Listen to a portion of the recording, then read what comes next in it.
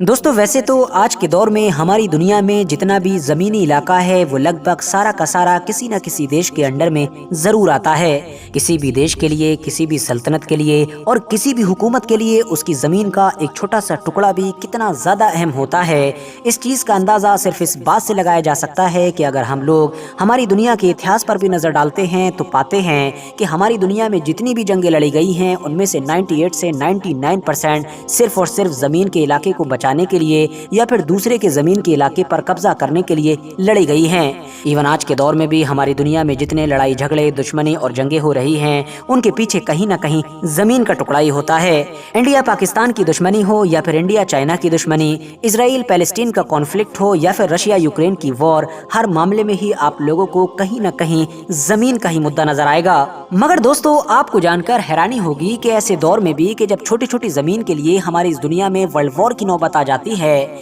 हमारी दुनिया में एक ज़मीन का बड़ा इलाका ऐसा भी है जो पूरी तरह से खाली पड़ा है। यानी वो बड़ा इलाका ना तो किसी देश के कंट्रोल में है और ना ही कोई देश उसको लेना चाहता है, बल्कि वो तो इस तरह से खाली पड़ा हुआ है कि कोई भी आम इंसान वहां जाकर क्लेम कर सकता है, अपना झंडा गाड़ सकता है, अपना नया देश अपने हिसाब से घोषित कर सकता है। हाँ दोस्तों, आप लोग बिल्कुल सही सुन रहे हैं और ये इलाका कोई छोटा मोटा नहीं बल्कि इतना बड़ा है कि सिंगापुर जैसे कई देश उसके अंदर समा सकते हैं। पर अब सवाल यही है कि आखिर ये अजीबोगरीब इलाका कहाँ पर मौजूद है और ये किसी भी देश के अंडर में क्यों नहीं आता है और आखिर अभी भी इसको कोई भी देश लेना क्यों नहीं चाहता है। तो दोस्तों सबसे पहले तो मैं आप लोगों को ये बताता चलूं कि इस इलाके को बीर तावील के नाम से जाना जाता है और ये अजीबोगरीब इलाका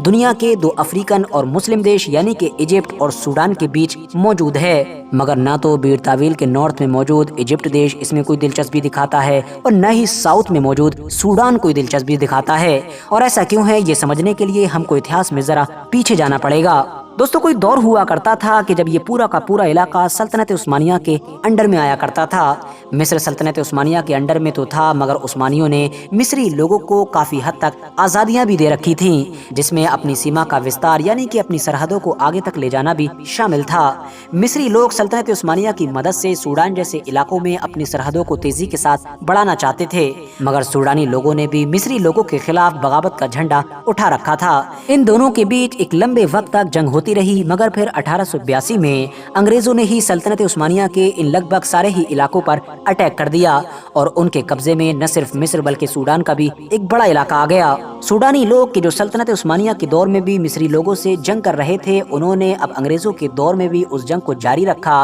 और हर तरह से कोशिश की कि वो अपने इलाके से बाहर की ताकतों को बाहर निकाल दें। एक लंबे वक्त तक चली इस जंग में आखिरकार मिस्री और अंग्रेजी लोग सूडानी लोगों को हराने में कामयाब हो गए और हराने के बाद फिर इन्होंने मिस्र और सूडान के बीच एक लंबा बॉर्डर खींचने का फैसला किया ताकि ये लोग सूडानी लोगों की बगावत को रोक सकें और जो इलाका इनके कंट्रोल में है उसको भी हमेशा महफूज रख सकें। मगर दोस्तों 1899 में अंग्रेजों की तरफ से सूडान और मिस्र के बीच खींची गई इस बॉर्डर लाइन में एक बहुत बड़ी प्रॉब्लम थी। प्रॉब्लम ये थी कि इस सीधी लाइन की वजह से बीर तावील नाम का एक इलाका सूडान के हिस्से में आ गया था। बावजूद इसके कि बीर तावील में जो लोग रहा करते थे वो कल्चर वाइज, खान पान में, जबान में, लैंग्वेज में, हर चीज में मिस्री लोगों की तरह हुआ करते थे। यानी एक तरह से आप कह सकते हैं कि वो मिस्री कबाइल लोग थे। वहीं इसके उलट एक हलाइब नाम का बड़ा सा इलाका मिस्र के इलाके में चला गया था, जबकि वहां पर रहने वाले जो लोग हुआ करते थे वो रहन सहन में, कल्चर में, कपड़े पहनने में, खान पान में, जबान में, हर चीज में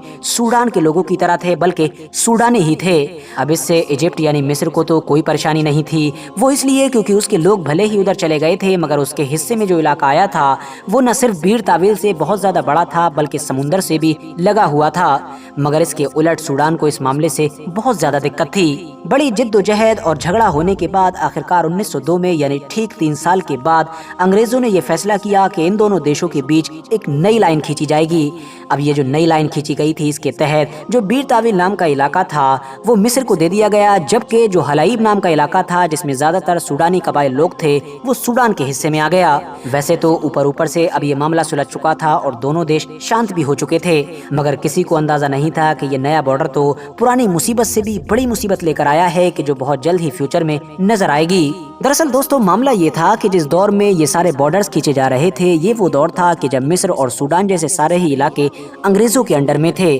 اسی لیے زیادہ کسی کو کوئی پریشانی بھی نہیں تھی۔ مگر جب دنیا کے دوسرے علاقوں کی طرح یہ دونوں دیش بھی آزاد ہوئے اور دونوں نے انگریزوں سے آزادی حاصل کی، تب ہی ان دونوں کے بیچ اچانک سے ان دونوں علاقوں کو لے کر جنگ شروع ہو گئی۔ معاملہ یہ ہوا کہ جہاں ایک طرف مصر نے یہ دعویٰ کرنا شروع کر دیا کہ 1899 والی بارڈر لائن کو ہی اصل لائن مانا جائے گا اور اس حساب سے حلائب نام کا علاقہ میرے حصے میں آئے گا، تو وہیں دوسری طرف اس کے الٹ سوڈان نے یہ دعویٰ کرنا شروع کر دیا کہ 1899 نہیں بلکہ 1902 میں کھینچی گئی بارڈر لائن کو ہی اصل لائن مانا جائے گا اور اس حساب سے حلائب نام کا علاقہ تمہارے نہیں بلکہ میرے حصے میں آئے گا۔ مزیدار بات یہ ہے کہ حلائب نام کے علاقے پر تو دونوں ہی دیش اپنا دعویٰ ٹھوک رہے ہیں، مگر جو بیر تاویل نام کا علاقہ ہے اس کو دونوں میں سے کوئی بھی نہیں لینا چاہتا ہے۔ وجہ صاف ہے کیونکہ دونوں دیشوں میں سے اگر کوئی بھی بیر تاویل نام کے اس علاقے کو لے لیتا ہے تو اس کو آٹومیٹکلی حلائب پر اپنے دعوے سے پیچھے ہٹنا پڑے گا، کیونکہ وہ نہ چاہتے ہوئے بھی 1899 اور 1902 میں سے کسی ایک ایسی بارڈر لائن کو مان رہا ہوگا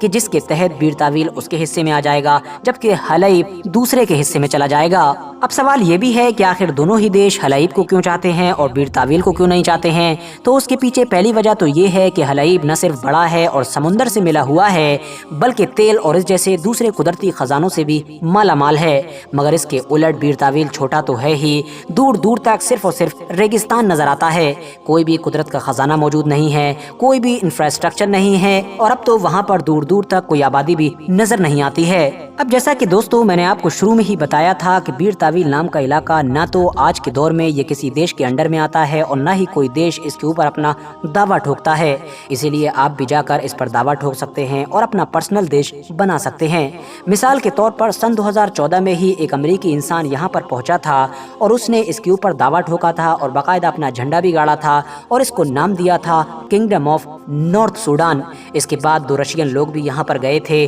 اور انہوں نے بھی اپنا جھنڈا گاڑ کر یہاں پر دعویٰ کیا تھا اور نام رکھا تھا kingdom of middle earth. Even 2017 میں تو ایک انڈین لڑکا بھی یہاں پر پہنچا تھا اور اس نے اپنا پرسنل جھنڈا یہاں پر گاڑ کر اس جگہ پر دعویٰ کیا تھا اور اس کو نام دیا تھا کنگڈم آف دیکشت۔ دیکشت دراصل اس لڑکے کا سر نیم تھا۔ فی الحال اگر آپ لوگوں کو بھی اپنا ایک پرسنل جھنڈا بنا کر اس جگہ پر جانے کا موقع ملتا ہے تو آپ لوگ اپنے اس نئے دیش کا نام کیا رکھیں گے؟ مجھے کمنٹس باکس میں ضرور بتائیں۔ آج کی اپنی ویڈیو کو ہم یہیں پر ختم کرتے ہیں۔ ویڈیو پسند آنے پر نہ صرف ویڈیو کو لائک کریں بلکہ اپنے فرینڈز کے ساتھ بھی ضرور شیئر کریں اور اسی طرح کی نالجیبل اور ہسٹوریکل ویڈیوز ہمیشہ دیکھنے کے لیے ہمارے اس چینل کو سبسکرائب کرنے کے ساتھ ساتھ بیل آئیکن کو بھی ضرور پریس کریں۔